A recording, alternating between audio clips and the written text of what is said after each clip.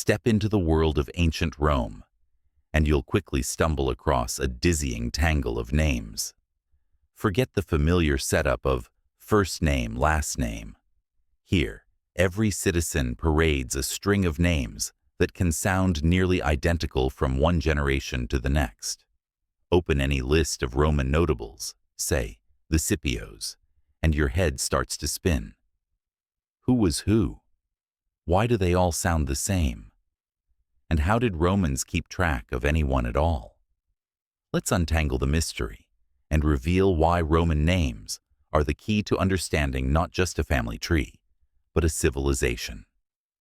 The three-part puzzle: praenomen, nomen, cognomen. Every true Roman name starts with a praenomen. Think of it as a personal first name: Gaius, Lucius, Marcus, Publius. But here's the catch. There were only about 20 popular praenomens. So every other Roman in your family or your street might share your unique name.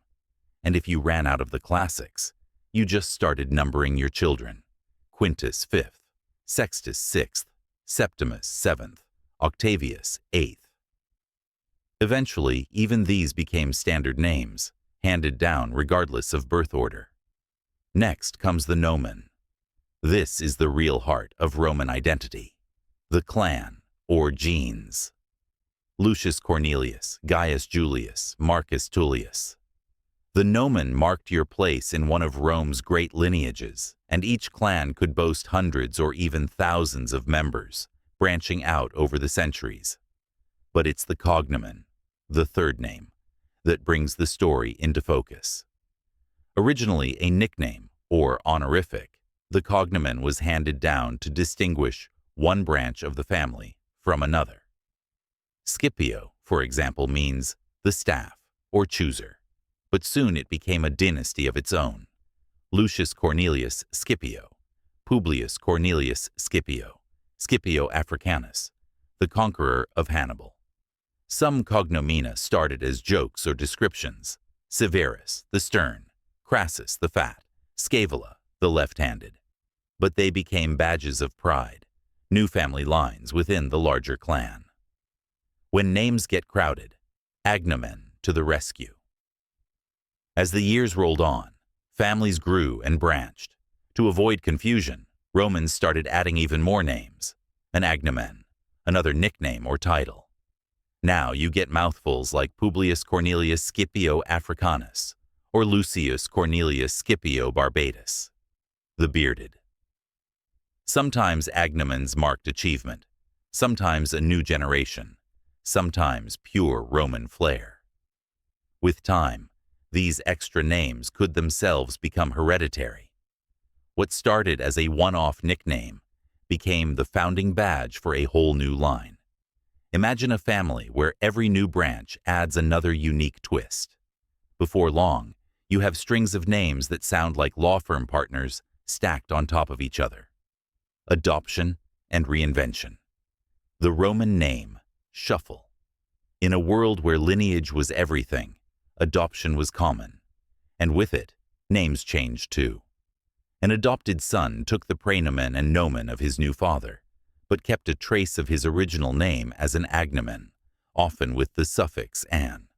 That's how Gaius Octavius became Gaius Julius Caesar Octavianus, setting the stage for the first Roman emperor. What about the women? Here's a twist. Roman women didn't get their own personal names. Instead, they took the feminine form of the family name: Cornelia, daughter of Cornelius; Julia, daughter of Julius, and so on. If a family had several daughters, they'd simply number them: Cornelia Major, elder; Cornelia Minor, younger. Upon marriage, a woman might add her husband's cognomen, becoming Cornelia Graca, wife of Gracchus, or, in rare cases, inherit both the nomen and cognomen of her father. Over time, these clan names became the familiar first names we use today: Cornelia, Julia, Cecilia, ancient echoes in modern lives. Slaves, freedmen, and outsiders. The name game expands.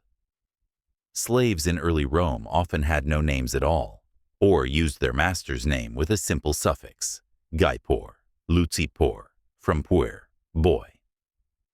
As the population grew and slavery spread, names became more creative. Greek names, names of gems, places, or professions. When a slave gained freedom, he adopted his former master's praenomen and nomen, tacking his old name on as a cognomen. Quintus Sertorius Antiochus, Marcus Manius Apella. Sometimes, one political move could reshape the city's naming map overnight. When dictator Lucius Cornelius Sulla freed 10,000 slaves, suddenly there were 10,000 new Lucius Corneliuses in Rome. And after Emperor Caracalla granted citizenship to every free man in the empire, the streets swelled with Aureli. So many, you'd lose count. Cracking the Roman code. So next time you see a list of Romans, don't get lost. Every name is a story, a mark of family, achievement, and Roman pride.